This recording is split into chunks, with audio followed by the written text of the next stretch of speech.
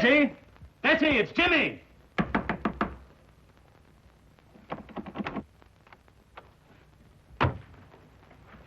Mr. Durham, something's happened to Betty. Force the door open.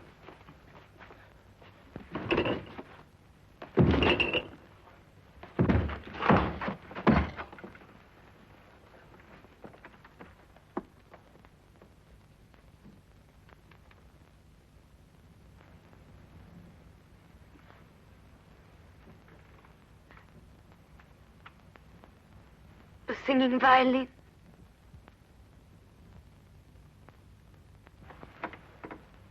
Betty, darling. The singing violin. It was here again. I saw it. I heard it. The singing violin. I heard it. Betty. I saw it.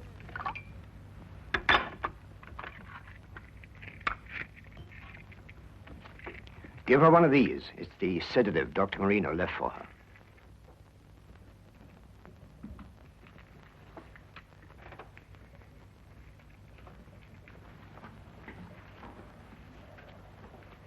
She will attend to my stepdaughter.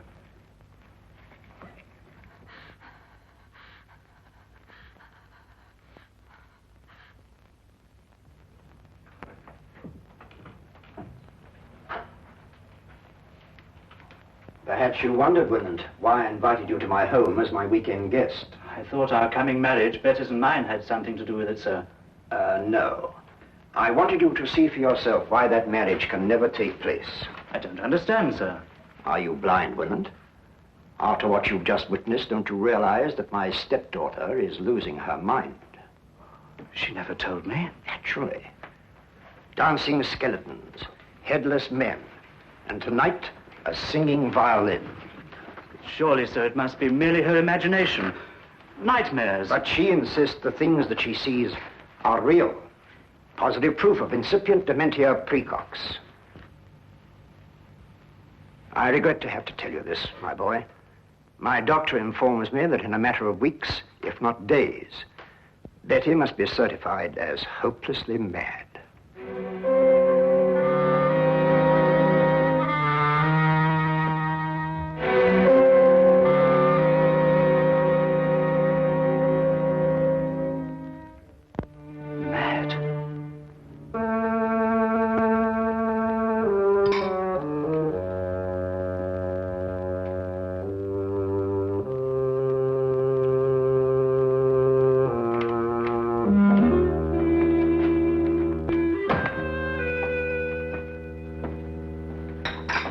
Finished, sir? Yes.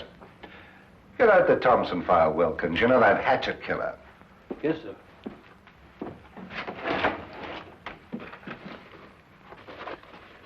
Mr. Holmes did a neat bit of work on that case, don't you think, sir? Might I remind you, Wilkins, that Scotland Yard also worked on that case? Yes, sir. What shall I do with the file, sir? Put it in the case's closed file, of course. Very good, sir. Crime seems to be falling off in London this week, sir. It's been a dull week. Yes, it's so dull, I'm going to do something about it. What, sir? I'm going to visit our old friend Sherlock Holmes. I've noticed that when we've got no crime, he has.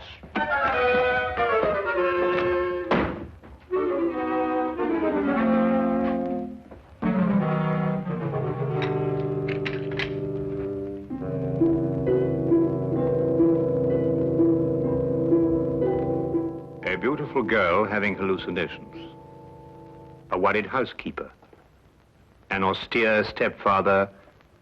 A heartbroken boy. A gloomy old house in a quiet section of London.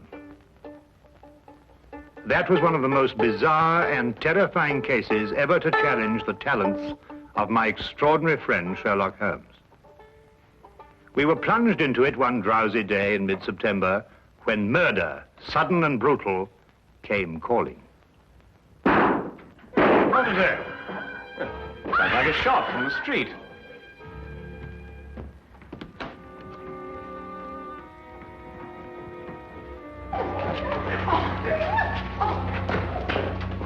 Stand back there. Stand back, please. What's happened to your passenger? He's dead, sir. Dead? True enough. He's been shot. What's going on here? This man in the carriage, Inspector. Shot he was, sir. All right, let's stand back here, please. Stand back, please. Stand back. Let's move along here, please. Please. Stand back, please. Move along here, please.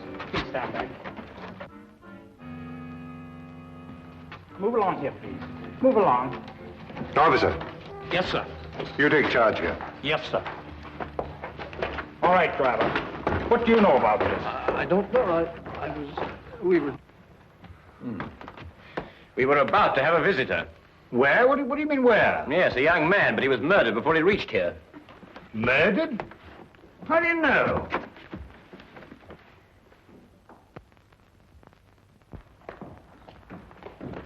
Let's move along, please. Move along. Fall over. Move along, please.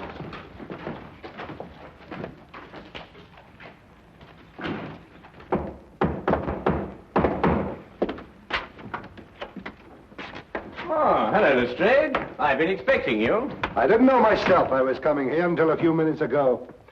I suppose you also know why I came here? Murder. Both Dr. Watson and I heard the shot. I observed part of the proceedings through the binoculars. This was found in his pocket. Sherlock Holmes, 221B Baker Street. He was obviously employed by a tea and spice merchant. The aroma is unmistakable, eh, Watson? Oh, unmistakable. The boy's wallet gave us some further information. His name was James Winant. He lived at number 5 Crestwood Place. He was employed by Stackhurst and Durham, tea and spice merchants. Stackhurst. Stackhurst. Does the name mean something to you, Holmes? Well, it should. Stackhurst and Durham appears in almost every tin of tea sold in England. What was young Winant's business with you, Holmes? Winant. Durham. Ah. I've never heard of Winant before. Were you able to ascertain anything from the cabby? No, one of the passers-by heard him say, "The singing violin." The singing violin? No, that can't mean anything, I'm sure. Can't mean anything, Lestrade. Well, now, of course not. Get your hat, Watson. Well, where are we going, Holmes? To interview the murderer of Jimmy Winant, of course. You mean to say you know who killed him? Of course I do. Don't you?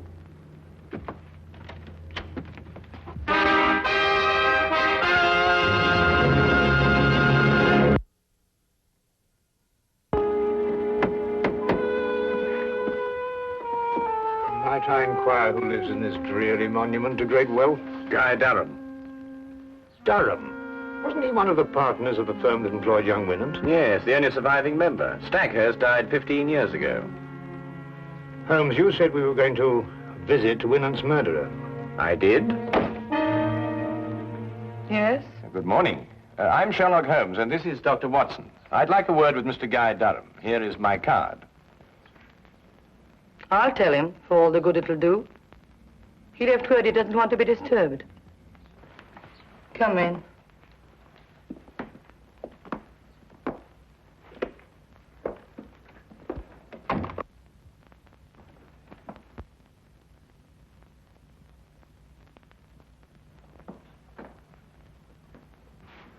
Oh, permit me, madam, to congratulate you on your new position. Thank you. How do you know I'm new here? Mrs. Ferguson, who was at the door? Excuse me.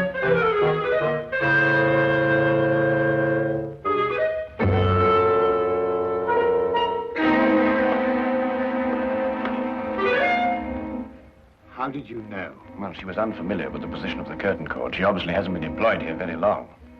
Oh, obviously. I'm sorry, sir, but Mr. Durham can't. What is the meaning of this? I'm sorry, sir. They pushed in before I could stop them. I must apologize for this intrusion, Mr. Durham, but it's imperative that I speak to you. Oh, very well. As long as you're here, what do you want? I take it you are Sherlock Holmes. At your service, sir. And this is my friend and colleague, Dr. Watson. Pleasure, sir. How do you do? Sit down. I regret to say that I am the bearer of bad tidings, Mr. Durham. Your prospective son-in-law was murdered not 2 hours ago. What? Winant murdered? But, Holmes... The engagement announcement of Miss Betty Durham and Mr. James Winant was published in the Times not 2 days ago. Mr. James Winant was on his way to see me when he was ambushed and shot. But what did he want to see you about? Don't you know Mr. Durham? No. Then perhaps Miss Betty, your stepdaughter, I believe. Yes, Betty is my stepdaughter. I adopted her when I married her mother. Perhaps she might be able to provide some information. I am sorry. I'm afraid I cannot allow you to see her. She has been in a highly overwrought frame of mind of late. Only this morning, under the advice of her doctor, I sent her away for a complete rest. Moreover, it is best under her present mental condition that she should remain in ignorance of Winant's death. Oh, that's most unfortunate. Probably the excitement of her forthcoming marriage brought on an emotional upset. Not only probably, Doctor, but true. And now, if you'll excuse me, I regret I cannot be of any more help to you. Oh, Mr. Durham, what is the name and address of your former housekeeper? Why do you ask? Well, housekeepers are rather hard to come by these days. If she hasn't already found a new position, I'd like to employ her. Oh, I prefer not to recommend my former housekeeper. I had to discharge her for theft. Good morning, gentlemen.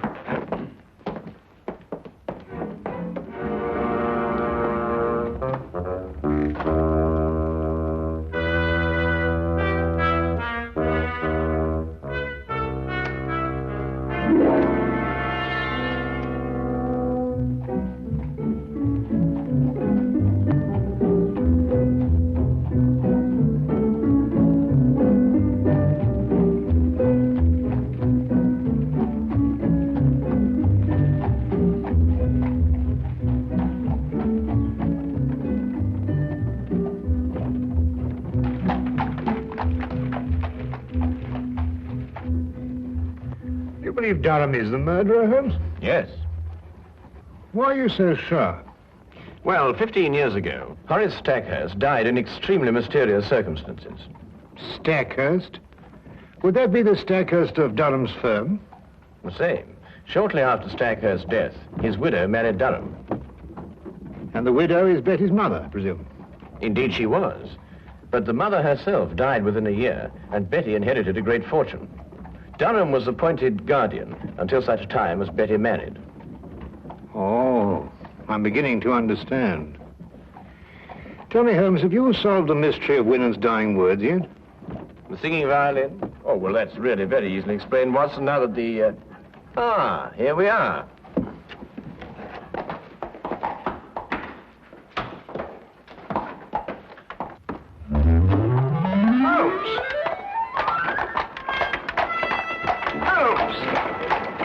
It was just like Holmes to leave me in the middle of an unfinished explanation, bursting with curiosity. But there was nothing I could do about it except wait for his return. I waited up for him until midnight, finally retired without seeing him. And when I awakened the next morning, he was already gone. I didn't see him again until shortly before 10 o'clock.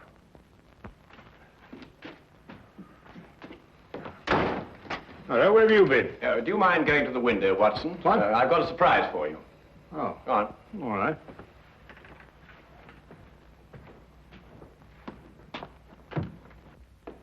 No, not yet, Watson. Now, turn around. Now, keep looking into the street. That's better. Now. Won't be a minute now. All right. Turn around.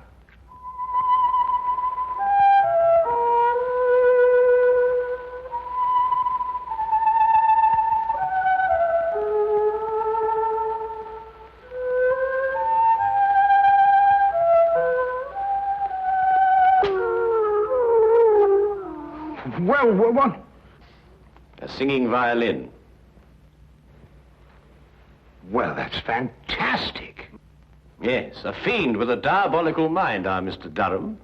Soap on the bow so that no sound should come from it, and this. Come along, Watson.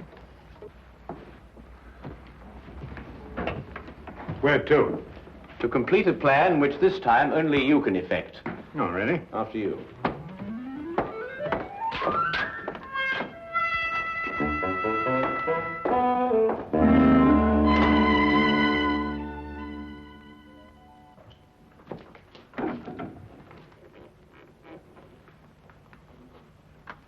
Ha-ha, John Murdoch!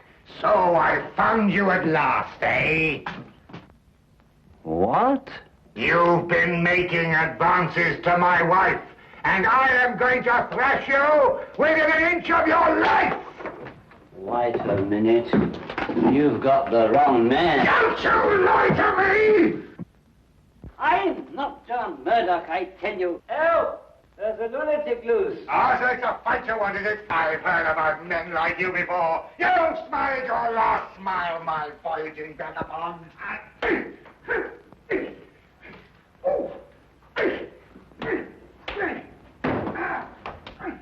My answer is final, Durham.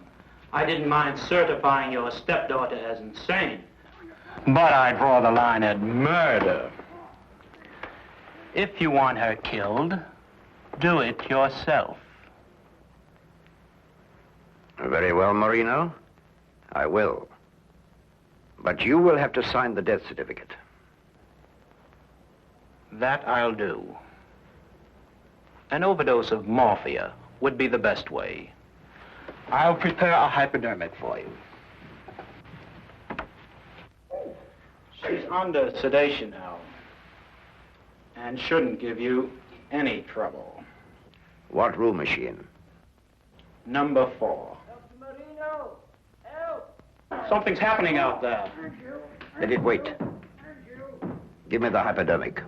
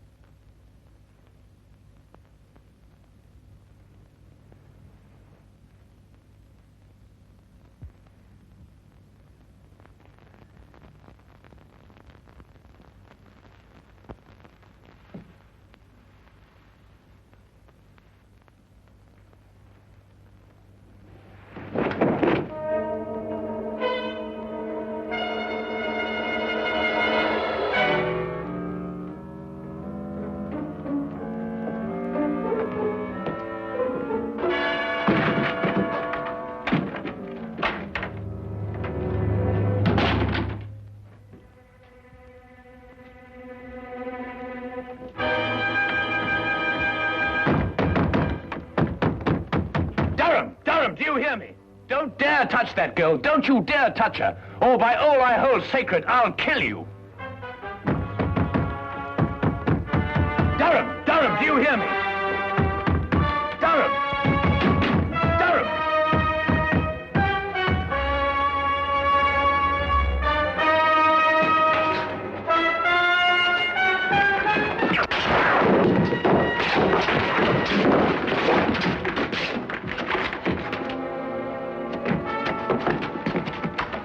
Are you all right, Holmes? The girl, is she all right, Watson? Just drugged. She'll be all right. Well, what kept you so long? Dr. Marino brought up reinforcements. When I came here and answered your summons, I found Dr. Watson fighting with 4 men. Must say he was holding his own. Now, will somebody please tell me what this is all about? Nothing would give me greater pleasure, Inspector. May I introduce Mr. Guy Durham, your murderer? What?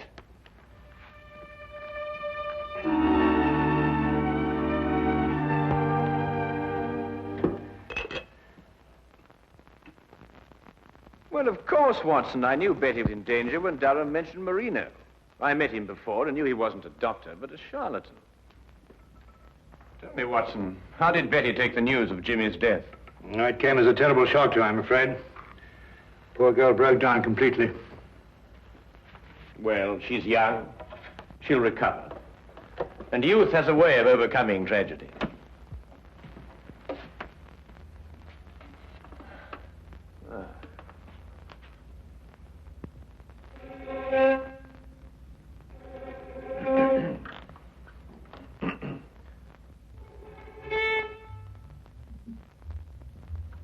Oh, confound it. I completely forgot that I soaped this bow. It'll be days before I can play again. Really? A wonderful invention, soap. Has so many uses.